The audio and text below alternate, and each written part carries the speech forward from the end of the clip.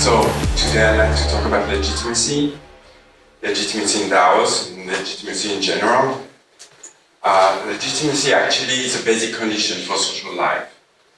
I'd like to start with a quick definition. We understand it generally as the acceptance of an authority, the acceptance of an order, of a power structure. And it's not necessarily an order that we willfully accept. Generally, we understand it this way because we live in open societies and liberal regimes, but it can be also out of habit because we just don't want or don't have the time, don't think about questioning the existing order. It can be as well out of tradition because we respect the tradition of our ancestors or the culture we live in. Or it can be also just because of fear, because there are more to lose than to gain by contesting an existing order. But the idea is that we accept an order, it becomes legitimate. That's its definition. When it doesn't,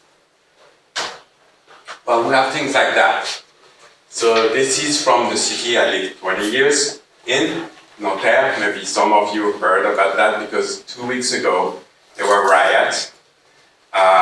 A young man was killed by the police, and as a result, a riot, an unprecedented or unexpected wave of destruction and chaos took over in France, and especially in the Paris suburbs. And it was, of course, caused and triggered by this tragic incident, but actually the seed was planted before, and the lack of legitimacy of state institution was obvious, especially the police. In crypto, we don't have yet this kind of issues. The biggest risk that we have when there's a lack of legitimacy in crypto is actually people flying away. Yeah, it's not fight, it's more like flight. Maybe when crypto will be too big to fail, we'll have something more violent, but it's not the case yet. So actually we use something in crypto that might sound a bit counterintuitive, that is tokens for legitimacy. Tokens are an instrument for creating legitimacy. So how's that? I'm gonna walk you through a logic here that might not be obvious, but bear with me. This sentence comes from a famous article by Chris Dixon called Why Decentralization Matters. And Chris starts with platform, the web platform. Yeah, maybe I just won't put it. Okay.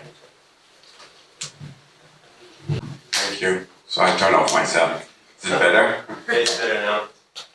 All right. So, web platforms. This is a traditional view of web platforms where we have the three main stakeholders of platforms. Three main types of players engaging through platforms. And when I mean platform, I mean any kind of web platform that everybody knows and uses on a daily basis, like, I don't know, YouTube, Facebook, Uber, Amazon, and so on. So most of them are what we call double-sided marketplaces. You have, on the left, producers. They create and deliver services through the platform.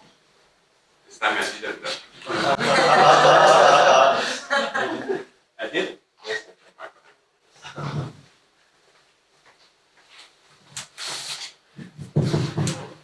All right. Next time. And then on the right, you have consumers, which are, of course, people that actually use the services that are provided through the platform. Yeah, no, I'm sorry. Okay. 1, 2. Okay. And then you have people here that are a third party that consists of operators of the platform. And actually, this is the original article from the Harvard Business Review, and it calls them not operators, but owners. And the owners get to decide who actually interact and under which rule. What are the rules of engagement? Who has the right to offer services? Who has the right to consume them? They are the arbiter, right? And the thing that is interesting to notice is that actually if you look at the Web 2 platforms, you can see the producers and the consumer, they're quite obvious. But if you look at Web 3 protocols, you can see them as well as double-sided marketplaces in most cases. So on a DeFi protocol like Uniswap, you have liquidity providers and you have token holders doing swaps. And on Filecoin, you have storage providers and storage users. On Sysmo, which is an identity protocol, you have developer of gated services and you have the people using them, and so on and so forth. So you have exactly the same structure here.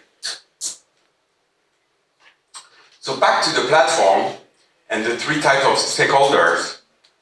The point of Chris Dixon is that those platforms achieve some momentum and some success by going through a life cycle. I don't know if some of you probably have seen this illustration and this chart. The general idea is that when you start to build a network, you need to attract users on both sides, producers and consumers.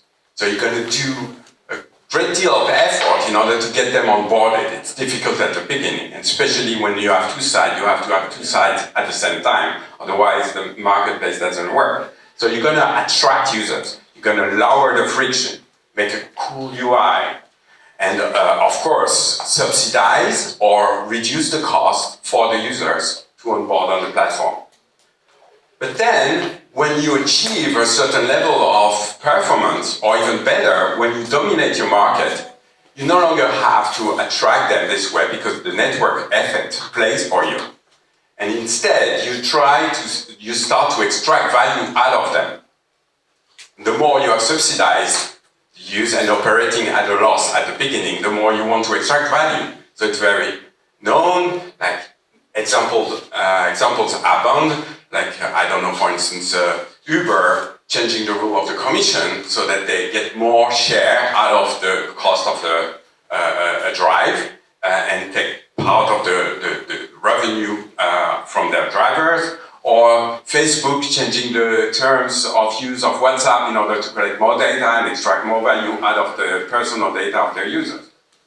And there is also the same thing happening with the producers. Initially, there is a cooperation, a deal and partnership with the producers. But as time goes on, very often it becomes predatory. It becomes a competition. Examples like Amazon relationship with sellers is a very, very good one. Or you can think also of Twitter shutting down their API and stopping the business that independent software developers build on top of the social growth. So the main issue that Chris Dixon is describing here is that there is a dystopian relationship between the operators that are owners of the network and the people using it and the organization using it. And the solution that Chris offers as the background of the whole Web3 ecosystem is that, well, let's make things simple. Let's change the rule and have everyone being an owner of the network. So the platform is owned by all the stakeholders through the token. That's why the token is the ultimate instrument for aligning the interest of everyone. Producers become owners, consumers become owners, and the operators stay owners. And this leads very naturally to convoting, right? Because ownership is materialized by the token, and convoting, voting, making decision with the token is actually ownership in action. That's why we use the token. We use it. Its utility is, as a governance token, is to make decision. So what's good about it, and what was a bit naive about it? So what is good is that, first of all, it's super easy to understand. You have a token, you vote with it. It's really not complicated. Many things are complicated in crypto, but not that. Then it's easy to allocate. You can have airdrop, you can have ICOs, you can have all kinds of ways to allocate and distribute your token. And try to make it as decentralized as possible. cool thing is that it's easy to address the civil attack. We have this issue on networks, crypto networks, that it's not always easy to make sure that the people are who they say they are. But with tokens, you just weigh voting according to the number of tokens.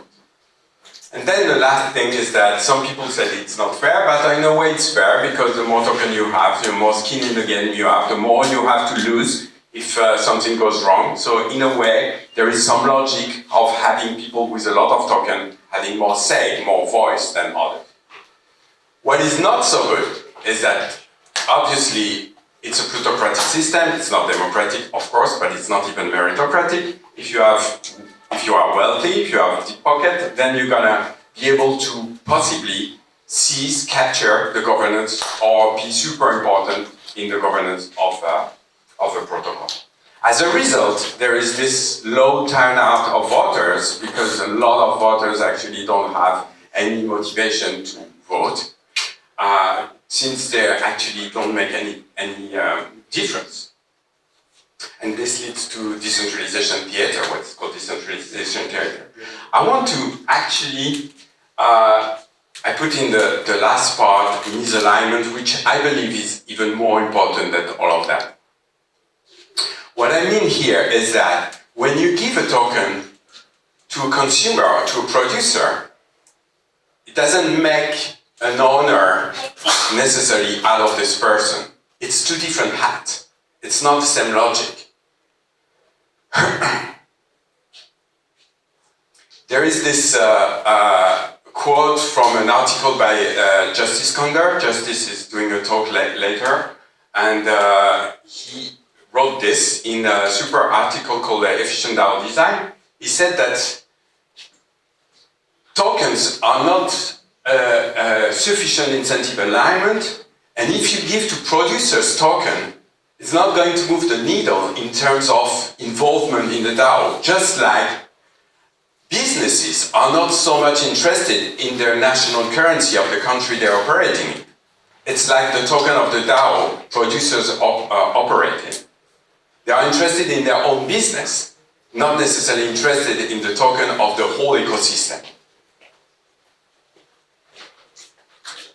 I adapted this meme saying that we have people saying that let's make a better system. Let's use token and have a fair and equitable DAO and crypto network because everyone will have the token. Yeah, but people are maybe not so much interested. You give them a token and it's actually, it does its work. They are incentivized to see the price of the token raising and they become shareholder rather than users. Otherwise, they just sell it. So, in a way, either you win because they keep the token, but then they're no longer a producer and user, or you lose because they just sell it. And this idea of having people actually involved as users and as producers fails if it's just about the token. So this is why we want to introduce or to push, because we're not the only one at Mangrove, so I didn't introduce myself, but I'm part of a project called Mangrove DAO, and we want to push this idea of multi-stakeholder governance. So let me give you a few reference about it. First of all, multi-stakeholder governance is not something new. Even in crypto, it exists. Recently, we had optimism with the two houses system, which is a sort of multi-stakeholder governance, but it's very much existing in traditional governance systems. I give 3 examples. In international organizations, like standard bodies, for instance, like the W3C, you don't have one single class of homogeneous shareholders. Instead, in the case of W3C, you have universities, you have public and governmental entities, you have businesses, you have non-profit, and you have individuals. And all of them decide together of the standard. Then, of course, maybe the most famous cases of multi-stakeholder governance is parliament. Most of them are bicameral. There are 2 chambers, lower chamber and upper chamber. And this is the case in the US with the Senate and the House of Representatives. This is the Bundesrat and Bundestag in Germany, and so on and so forth. Here we have the same in France, Assemblée nationale and Sénat, it's exactly the same. And it serves two purposes. One is to balance the power. Oftentimes there is a chamber that is elected at the same time as the executive and doesn't have the power to resist the executive. With another chamber, with a different type of consensus, there is more check and balances in place. And the second interest of having two houses is that the second one, the two houses or the two chambers don't have the same view, the same perspective. For instance, in the US, the Senate represents the states, whereas the House of Representatives represents the people. So those two views are different, and because they are different, they make the system more resilient and more diverse. And the last part is more in macroeconomy. It's what is called co-determination in Germany. And all large companies and even mid-sized company, starting with 500 employees, have to have an executive board with a large representation of employees, up to 50% actually. So you have institutionalized the representation of employees at the board, which is completely crazy in the Anglo-Saxon model, but it works not that bad in the German case. So multi-stakeholder governance exists, and it works in many cases.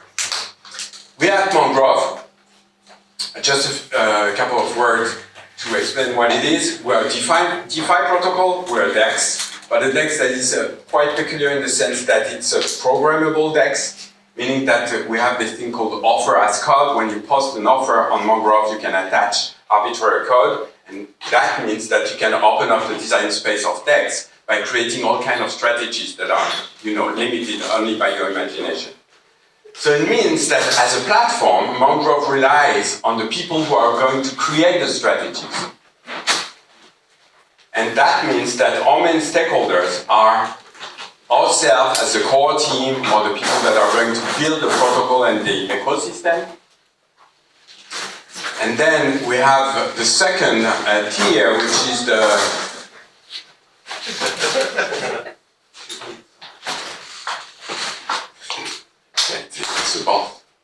and the second tier, which is the strat producers. So that's the producer tier I was talking about, people building strats.